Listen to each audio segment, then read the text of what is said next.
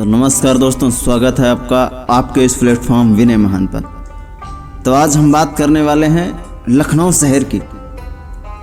जब हम लखनऊ का नाम सुनते हैं ना, तो जहन में एक नर्म, नफीस और तहजीब से लबरेज तस्वीर उभरती है। एक ऐसा शहर जो इतिहास की किताबों से निकलकर हर गली, हर इमारत, हर लहजे में जिंदा दिखाई देता है। कभी इसे लक्ष्मणपुर कहा जाता है तो कभी अवध की शान। यहाँ के इमामबाड़े केवल धार्मिक स्थल नहीं, बल्कि स्थापत्य कला की मिसाल हैं। यहाँ की भाषा सिर्फ उर्दू या हिंदी नहीं, बल्कि मोहब्बत की ज़ुबान है। यहाँ की गलियों से लेकर हजरतगंज तक नवाबी नज़ाकत की खुशबू बसी है। यह कहानी सिर्फ एक शहर की नहीं, यह कहानी है एक तहजीब की, एक संस्कृति की, एक ऐसी यात्रा की जिसमें एक गांव से महानगर बनने तक हर मोड़ शामिल है। आज हम आपको लखनऊ की उसी ऐतिहासिक यात्रा पर लेकर चलेंगे जहां प्राचीनता से आधुनिकता तक हर पड़ाव पर तहजीब की चादर बिछी हुई है। बात करें अगर लखनऊ के इतिहास की, लखनऊ का इतिहास महज 200 या 300 साल पुराना नहीं है। इसकी जड़ें प्राचीन वैदिक काल से जुड़ी हैं। माना जाता है कि यह नगर मूलतः लक्ष्मणपुर था, एक ऐसा स्थान जिसे भगवान श्री राम के भाई लक्ष्मण ने बसाया था। वाल्मीकि रामायण में एक उल्लेख मिलता है कि श्री राम प्रभु ने अपने अनुज लक्ष्मण को सरयू और गोमती के संगम पर एक नया नगर बसाने को कहा। वही नगर आज का लखनऊ है। पुरातत्व विशेषज्ञों को भी गोमती नदी के किनारे कई हजारों साल पुराने अवशेष मिले हैं जो इस बात को प्रमाणित करते हैं कि यह भूमि प्राचीन काल से ही बसी हुई थी। लक्ष्मण किला जो आज भी गोमती के किनारे खड़ा है और उसी कथा की याद दिलाता है। बात करें अगर बौद्ध युग में लखनऊ की, ईसा से 600 साल पहले जब गौतम बुद्ध का प्रभाव उत्तर भारत में फैल रहा था, तब लखनऊ और इसके आसपास के क्षेत्र बौद्ध भिक्षुओं के लिए एक प्रमुख केंद्र बने। आसपास की खुदाई में स्तूप, बौद्ध मूर्तियाँ और संस्कृत शिलालेख मिले हुए हैं। माना जाता है कि सम्राट अशोक के काल में इस क्षेत्र में बौद्ध धर्म का गहरा प्रभाव था। बात करें अगर मौर्य और गुप्त काल की, लखनऊ मौर्य साम्राज्य का हिस्सा था। अशोक के स्तंभों के अवशेष और प्राचीन नक्काशीदार पत्थर आज भी इस बात की गवाही देते हैं। गुप्त काल में यहाँ शिक्षा, कला, स्थापत्य का विशेष विकास हुआ। कई प्राचीन विद्यालय, संस्कृत ग्रंथों की रचना भी इसी क्षेत्र में हुई थी। अब बात करें दिल्ली सल्तनत और मुगल काल में लखनऊ की स्थिति क्या थी। 12वीं सदी में जब मोहम्मद गौरी और उसके बाद के सुल्तानों ने भारत में अपने कदम जमाए, तो लखनऊ भी धीरे धीरे दिल्ली सल्तनत का हिस्सा बन गया। इस समय यह इलाका सामरिक दृष्टि से महत्वपूर्ण था। दिल्ली सल्तनत के दौरान लखनऊ को एक सैन्य चौकी के रूप में उपयोग किया गया। यहाँ की आबादी भी तेजी से बढ़ने लगी। अब बात करें मुगलों के अधीन लखनऊ कब आया। जब बाबर ने 1526 में पानीपत की लड़ाई जीतकर भारत में मुगल शासन की नींव रखी, तो लखनऊ मुगल दरबार की विशेष रुचि का क्षेत्र बन गया। अकबर ने इसे अवध प्रांत में सम्मिलित किया और लखनऊ को एक प्रमुख प्रशासनिक केंद्र बनाया। यहाँ की मिट्टी उपजाऊ थी, गोमती नदी के कारण व्यापार भी खूब पनपा। अब बात करें जब आता है लखनऊ का नवाबी दौर और तहजीब का स्वर्ण युग। 18वीं सदी में जब मुगल साम्राज्य कमज़ोर हो रहा था, तब अवध के नवाबों ने लखनऊ को अपनी राजधानी बनाया।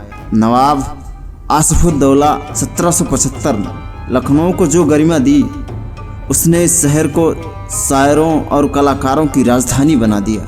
एक समय आया जब स्थापत्य कला लखनऊ में चरम पर थी। बड़ा इमामबाड़ा, बिना बीम के दुनिया की सबसे बड़ी गुफा, रूमी दरवाज़ा जो आज लखनऊ का प्रतीक बन गया है, हुसैनाबाद क्लॉक टावर, छोटा इमामबाड़ा, सतखंडा, इन इमारत लखनऊ को कला का जिंदा संग्रहालय बना दिया। बात करें नृत्य, संगीत और शायरी की, कथक नृत्य का केंद्र बन गया लखनऊ। बिरजू महाराज, मोहन राव और बिंदादीन महाराज जैसे कलाकार यहीं से निकले। मीर अनीस और मिर्ज़ा दबीर जैसे शायरों ने मार्सिया को लखनऊ की पहचान बना दिया। लखनवी खाना और तहजीब की तो बात ही ना कीजिए। टुंडे कबाबी की कहानी नवाब वाजिद अली शाह से जुड़ी है। गलावटी कबाब, कुलचा, बिरयानी, सिकंजी ये सिर्फ खाने की चीज़ें नहीं बल्कि यहाँ की संस्कृति है। पहले आप यह सिर्फ वाक्य नहीं बल्कि लखनऊ की आत्मा है। अब बात करें अगर लखनऊ के इतिहास की, 1857 की क्रांति और लखनऊ में उसमें क्या स्थिति रही होगी। लखनऊ का इतिहास स्वतंत्रता संग्राम के बिना अधूरा है। 1857 की प्रथम भारतीय स्वतंत्रता क्रांति में लखनऊ एक निर्णायक केंद्र था। यहीं से अंग्रेज़ों की नींव हिलाई गई। यहीं से देश को स्वतंत्रता की पहली प्रेरणा मिली। ब्रिटिश ईस्ट इंडिया कंपनी ने भारतीय सैनिकों को गाय और सुअर की चर्बी वाले कारतूस इस्तेमाल करने को कहा। विद्रोह की आग भड़क उठी।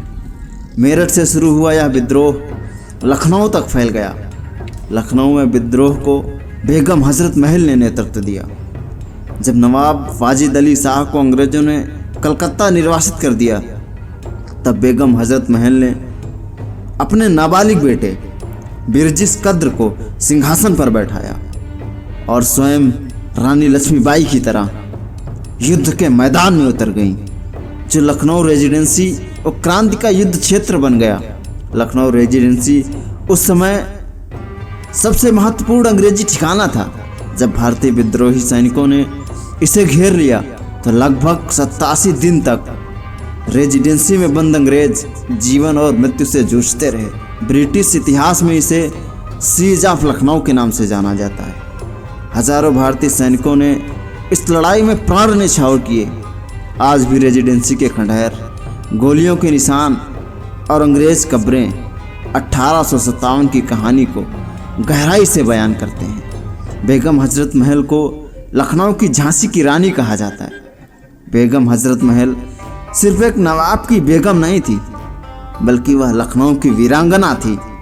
जब अंग्रेज़ों ने लखनऊ पर कब्जा करना चाहा तो उन्होंने बिना डरे अपने पुत्र बिरजिस कद्र को सत्ता संभाली और देशभक्त की अद्भुत मिसाल पेश की।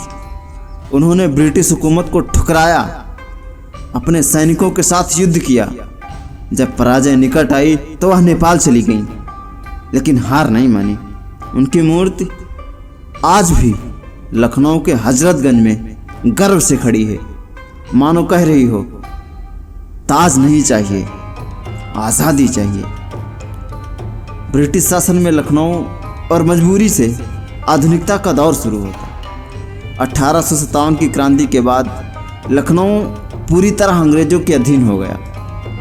अब अंग्रेज़ों ने इसे प्रशासनिक और सांस्कृतिक एजेंडे का हिस्सा बनाया। ब्रिटिशों ने लखनऊ को नया स्वरूप देने का प्रयास किया। उन्होंने क्राइस्ट चर्च, ला मार्टिनियर कॉलेज और गोखले मेमोरियल हॉल जैसे भवनों का निर्माण कराया। यूरोपीय शैलियों की इमारतों और क्लबों की बाढ़ आ गई। रेलवे, टेलीग्राफ और पोस्ट ऑफिस की शुरुआत हुई। हजरतगंज मार्केट को विक्टोरियन आर्किटेक्चर के अनुसार पुनर्निर्मित किया गया और आज भी यह गोमती की रानी जैसी लगती है।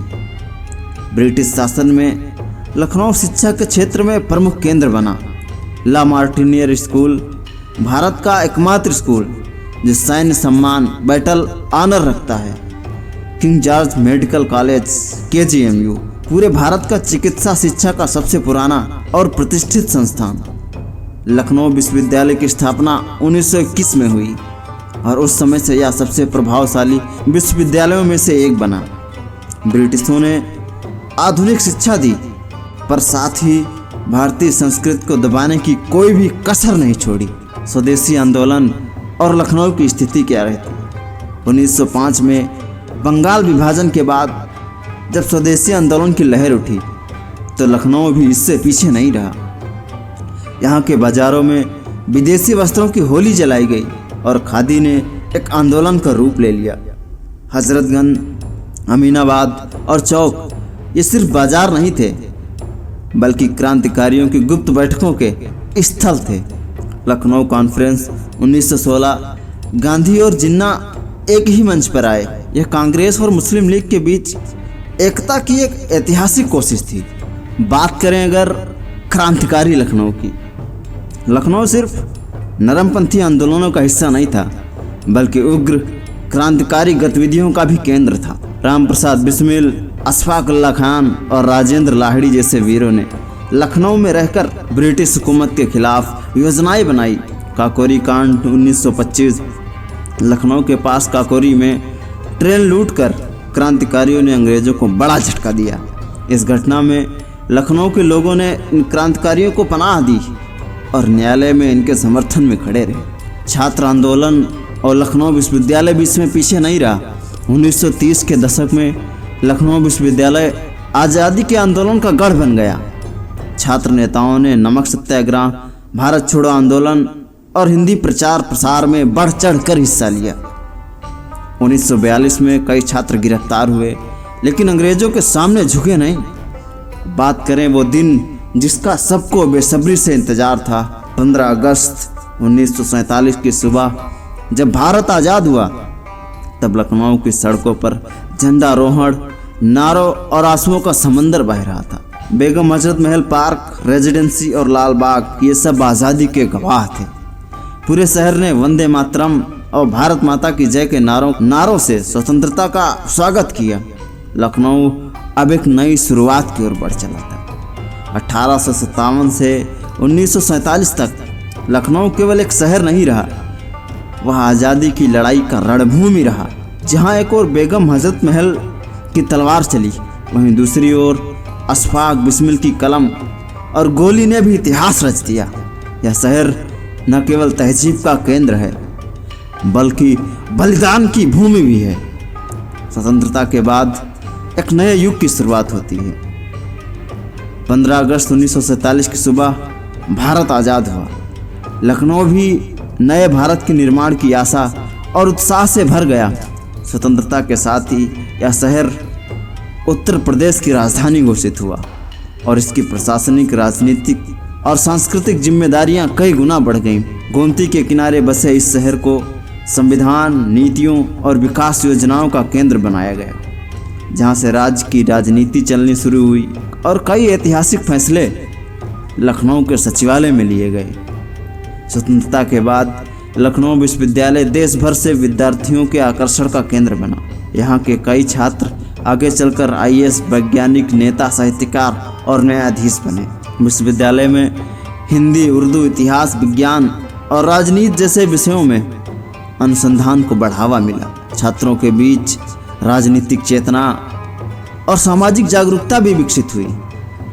बात करें अगर चिकित्सा क्षेत्र की, किंग जॉर्ज मेडिकल यूनिवर्सिटी को राष्ट्रीय स्तर पर चिकित्सा शिक्षा और स्वास्थ्य सेवाओं का प्रमुख केंद्र बनाया गया। आज भी यह संस्थान हजारों डॉक्टरों, सर्जनों और शोधकर्ताओं की पहली पसंद है।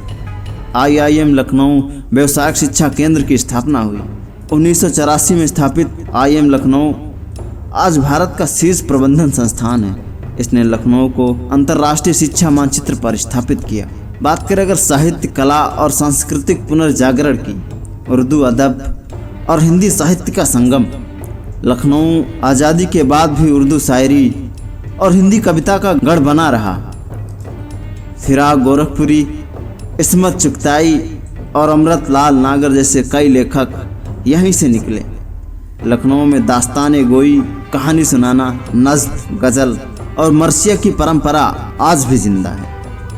भारतेंद्र नाट्य अकादमी लखनऊ का प्रतिष्ठित थिएटर संस्थान देश भर में नाट्य कला के प्रचार प्रसार का केंद्र बन गया। यहाँ से कई प्रसिद्ध रंगकर्मी, निर्देशक और कलाकार निकले हैं। लखनऊ में हर वर्ष हिंदी दिवस, कवि सम्मेलन, मुशायरे और उर्दू महोत्सव आयोजित होते हैं। गोमती तट पर बसे सभागारों में आज भी साहित्यकारों की आवाज़ गूंजती है। बात करें अगर लखनऊ में राजनीति और शासन व्यवस्था की, उत्तर प्रदेश की राजधानी के रूप में प्रमुख भूमिका निभा रहा है। 1947 के बाद जब उत्तर प्रदेश का पुनर्गठन हुआ तो लखनऊ को राजधानी बनाया गया। यहीं पर राजभवन, मुख्यमंत्री कार्यालय, विधानसभा का निर्माण हुआ। लखनऊ ने देश को कई बड़े नेता दिए। अटल बिहारी वाजपेयी, मुलायम सिंह यादव, राजनाथ सिंह और अन्य ऐसे कई नेता चुनाव और रणनीतियों का केंद्र लखनऊ है। लखनऊ भारतीय राजनीति का प्रयोगशाला बन गया। यहाँ की गलियों में देश की सबसे बड़ी पार्टी की रणनीति बनती थी। हजरतगंज की कॉफ़ी हाउस में बैठकर नेता अगली सरकार की रूपरेखा तय करते थे। बात करें अगर औद्योगिक क्षेत्र की, स्वतंत्रता के बाद लखनऊ में चिकनकारी, जरी जरदोजी, तंबाकू उद्योग और हस्तशिल्प को प्रोत्साहित किया गया। इनसे हजारों लोगों को रोजगार मिला। शहर की पहचान अंतर्राष्ट्रीय स्तर पर बनी। लखनऊ को रेलवे हब के रूप में विकसित किया गया। लखनऊ चारबाग रेलवे स्टेशन अपनी नवाबी वास्तुकला और आधुनिक व्यवस्थाओं के लिए देश भर में प्रसिद्ध हुआ। अमौसी हवाई अड्डा, अब चौधरी चरण सिंह अंतर्राष्ट्रीय हवाई अड्डा का विकास किया गया।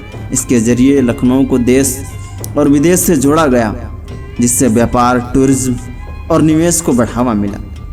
बात करें अगर डिजिटल और स्टार्टअप्स की, 2000 के बाद लखनऊ में इंटरनेट, मोबाइल और डिजिटल क्रांति तेजी से फैली।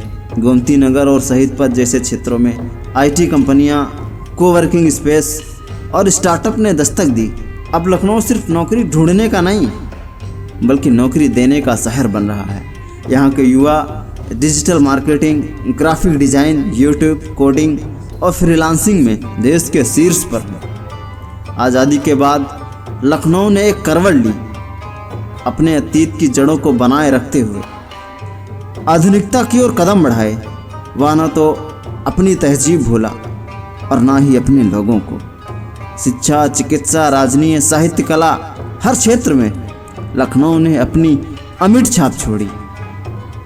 2017 में लखनऊ मेट्रो की शुरुआत ने शहर के जीवन को पूरी तरह बदल दिया। गोमती नगर से लेकर चौधरी चरण सिंह एयरपोर्ट तक लोगों की यात्रा आसान और तेज हो गई। ग्रीन एनर्जी, डिजिटल टिकटिंग और स्वच्छ प्लेटफॉर्म लखनऊ को देश के शीर्ष मेट्रो शहरों की सूची में लाए। मेट्रो स्टेशन का डिजाइन नवाबी और आधुनिकता का संगम है। जैसे चारबाग स्टेशन की छतें मुगल शैली में हैं, तो ट्रेनों में फुली डिजिटल सिस्टम। लखनऊ को स्मार्ट सिटी प्रोजेक्ट में शामिल किया गया है और भविष्य की ओर आगे बढ़ रहा है। लखनऊ को भारत सरकार के स्मार्ट सिटी मिशन में शामिल किया गया और इसका चेहरा अब तेजी से बदलने लगा है। LED स्ट्रीट लाइट्स और CCTV निगरानी से सुरक्षा में सुधार, डिजिटल हॉस्पिटल मैनेजमेंट सिस्टम, सरकारी अस्पतालों में ऑनलाइन अपॉइंटमेंट होने लगा। गवर्नेंस ऐप्स, नगर निगम, टैक्स, पानी, बिजली बिल सब एक क्लिक पर। रिवर फ्रंट डेवलपमेंट, गोमती नदी के किनारे बसा गोमती रिवर फ्रंट लखनऊ का नया पर्यटन स्थल बन गया। लखनऊ के लोग अब पर्यावरण के प्रति जागरूक हो चुके हैं। गोमती स्वच्छता अभियान, साइकिल ट्रैक, सौर ऊर्जा का इस्तेमाल और ग्रीन बिल्डिंग जैसी पहलें शहर की शान बन चुकी हैं। बात करें लखनऊ के ऐतिहासिक धरोहर की, तो लखनऊ का हर कोना इतिहास में डूबा हुआ है। कुछ प्रमुख स्थलों की बात करें, बड़ा इमामबाड़ा जो कि नवाबी स्थापत्य और भूल भुलैया है। रूमी दरवाज़ा नवाब आसिफुद्दौला की शान। रेजिडेंसी 1857 की क्रांति का मूक गवाह। हुसैनाबाद क्लॉक टावर भारत का सबसे ऊंचा घंटाघर। अंबेडकर स्मारक आधुनिक स्थापत्य और सामाजिक न्याय की प्रेरणा का प्रतीक। बात करें त्योहारों और मेलों की रौनक की, तो लखनऊ महोत्सव जिसमें चिकनकारी, शायरी, संगीत और पारंपरिक व्यंजन मिलते हैं। ताजिया और मुहर्रम जिसमें हिंदू मुस्लिम दोनों समुदाय शामिल होते हैं। दिवाली, ईद, होली सभी त्यौहार लखनऊ में गंगा जमुनी तहजीब की मिसाल बनकर मनाए जाते हैं। बात करें लखनऊ स्वाद और जायके की, तो लखनऊ का खाना सिर्फ पेट नहीं भरता बल्कि आत्मा को सुकून देता है। टुंडे कबाबी 100 से अधिक मसालों से बना गलावटी कबाब।